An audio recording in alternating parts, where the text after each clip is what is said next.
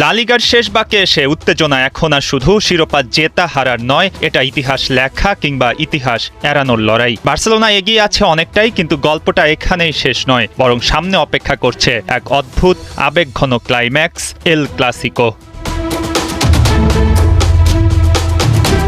34 match শেষে বার্সেলোনার point 88 আর 33 match খেলে রিয়াল মাদ্রিদের 74, ব্যবধানটা 14। রিয়ালের হাতে বাকি 5 ম্যাচ সর্বোচ্চ উঠতে পারবে 89-তে, অর্থাৎ খাতা কলমে বার্সেলোনা বেশ এগিয়ে। ওসাসুনার বিপক্ষে 2-1 গোলে জয়ের পর নির্ভার শব্দটা যাচ্ছে হ্যান্সি ফ্লিকের দলের সাথে। রাতে কেবল স্পানিওলের বিপক্ষে রিয়াল মাদ্রিদের পরাজয় বা ড্র পুরোপুরি নিশ্চিত করতে পারে বার্সার শিরোপা, বাকি থাকবে না আর কোনো হিসাব নিকাশ।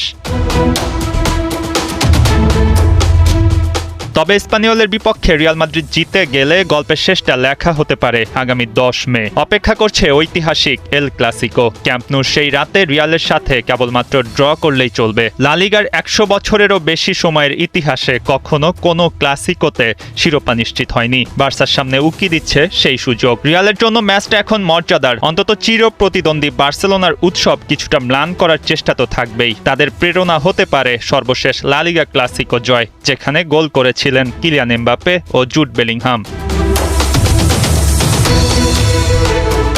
আর আছে সবচেয়ে আলোচিত এক প্রশ্ন, পাসিও বা গার্ড অফ অনার। চ্যাম্পিয়ন হিসেবে বার্সেলোনাকে কি গার্ড অফ অনার দেবে রিয়াল? স্পেনের ফুটবলের ঐতিহ্য হলো কোনো দল শিরোপা নিশ্চিত করলে পরের ম্যাচে প্রতিপক্ষ দল 2 সারিতে দাঁড়িয়ে অভিবাদন জানাবে। অতীত বলছে এই ঐতিহ্য সবসময় মানা হয়নি। সম্পর্কের টানাপোড়েন, বিতর্ক সব মিলিয়ে এবারের উত্তরটাও অনিশ্চিত।